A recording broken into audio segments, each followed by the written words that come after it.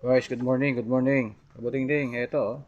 Meron tayong isang kitel. Ayan, kitel ba tawag dito? Initan ng tubig. Sabi ng may-ari, nawala na raw. Ilaw. Pagbukas natin, itong bubungad sa atin. Ayan, sunog. So, ito, sabi nila, pag sirang ganito, hindi na daw ang ari.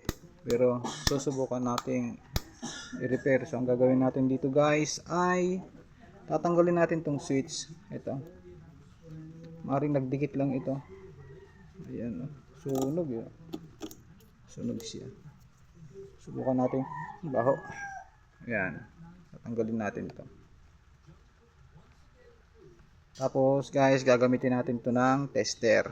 Kung ito po ay may continuity pa o okay pa. Yun. Okay guys, mamaya ng konti.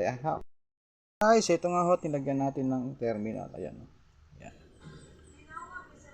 Okay, ito po ay hindi pa sira. Ayan.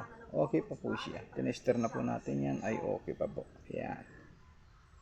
Yun. Yun. Switch lang po ito. Subukan po natin na kabit. Okay guys, ito subukan nating testingin. Kung ito ba ay gagana o sasabog o puputok. Ayan. Minadali ko na lang po ang gawa nito. Pero, yun naman po ito. Basta't may tiwala ka lang sa gawa mo. Kahit walang tiwala sa iyo ang misis mo. Ayan. Bam! Boom! Wala. Tapos, pindutin natin to. Ayun guys, oh. Umilaw na, oh. Ayan, okay. Ayan, giinit na siya. Okay, salamat. Ganun lang guys, pag nasira ito. Importante din na meron kayong gagamitin na tester. Para malalaman nyo kung sira o hindi yung kanyang switch. Yun.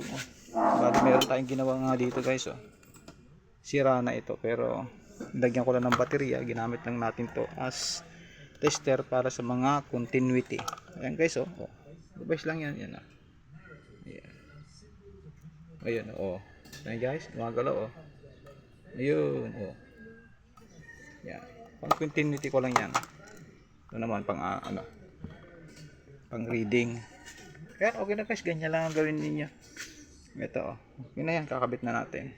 Yun, di walang gastos yung may-ari. Okay, tatagal yan. Basta't gawa ni Danny Guzman, the handyman. Okay, salamat. Babalik muna natin ng konti. Ayan, okay guys. Tapos na naman si Danny Guzman, the handyman. Buting-ting channel niya sa kanyang YouTube. Ayan, pakisubscribe naman po ng maraming thank you. Okay, salamat ng marami.